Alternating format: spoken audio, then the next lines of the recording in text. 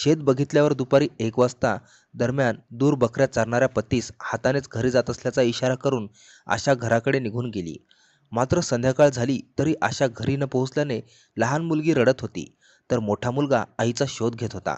संध्याकाळी 4 वाजता घरी बकऱ्या घेऊन आलेल्या किशोरला पत्नी घरी आली नसल्याचे समजले. त्याने परत शेतात तिचा शोध घेतला, पण ती सापडली नाही. त्यानंतर आशा माहेरी आली का असा कॉल करून त्याने तिच्या माहेरी विचारणा केली. मात्र आशाचा पत्ता लागत नव्हता. म्हणून दुसऱ्या दिवशी किशोरने पत्नी आशा गायकवाड नायगाव तालुका चिखली येथील शेत शिवारातून बेपत्ता झाल्याची तक्रार आमडापूर पोलीस स्टेशनला नोंदवली. पोलिसांनी बेपत्ता आशाचा शोध घेण्यास सुरुवात केली. तसंच नातेवाईक, पती, माहेरचे मंडळी युद्धपातळीवर शोध घेत होते. मात्र सर्वांच्या पदरी निराशा पडली होती. आशा नेमकी कुठे गेली असावी याबाबत गावात वेगवेगळ्या शंका व्यक्त करण्यात आल्या होत्या. आशाचा शोध सुरू असतानाच रविवार दिनांक 6 जुलै रोजी दुपारच्या सुमारास पेन टाकळी प्रकल्पाच्या पाण्यात एका महिलेचा मृतदेह तरंगत असल्याची खबर वाऱ्यासारखे नायगाव परिसरामध्ये पसरल्यामुळे एकच खळबळ उडाली. आदमापूर पोलिसांनी माहिती मिळताच ठाणेदार निर्मळ सहकाऱ्यांच्यासह घटनास्थळी पोहोचले.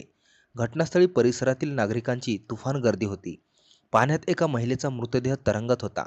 मृतदेह कुजल्याने उगून उग्र वास येत होता. पोलिसांनी स्थानिक नागरिकांच्या मदतीने मृतदेह पाण्याबाहेर काढला. मृतदेह आशा गायकवाडचा असल्याने नागरिकांनी ओळखले.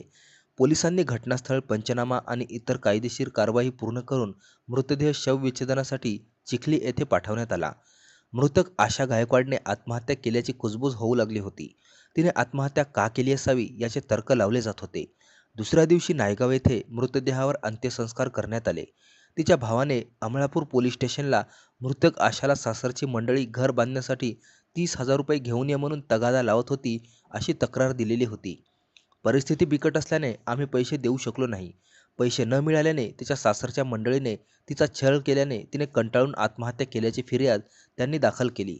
पोलिसांनी आशाचा पती, सासरा, सासू, मोठा दीर यांच्यावर आरोप क्रमांक 205 कलम 108, 85, 35 भारतीय न्यायसंहिता 2023 अन्वये गुन्हा दाखल करून सर्वच आरोपींना तात्काळ ताब्यात घेण्यात आले.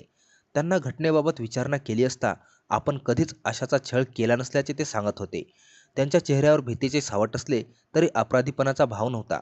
मात्र याला आशाचा मोठा दीर मधुकर गायकवाड अपवाद वाटत होता. त्याच्या चेहऱ्यावर भीती आणि अपराधीपणा ठाणेदार निर्मळ यांना दिसल्याने त्यांच्या मनात वेगळी संशयाची पाल चुकचुकली होती. त्याने गावातून मधुकरबाबत गोपनीय माहिती घेतली असता आशा आणि मधुकर यांच्यात फारच लगट होते. आशा पतीपेक्षा मधुकरच्या दुचाकीवरून जास्त फिरायची अशी गोपनीय माहिती मिळताच ठाणेदार निर्मळ यांनी मधुकरला पोलिसांच्या विशिष्ट मेनूचा खास पाहुणचार दिला. मग मात्र मधुकरच्या मधुर वाणीतून त्याने केलेल्या पापाचा घडा बाहेर पडला.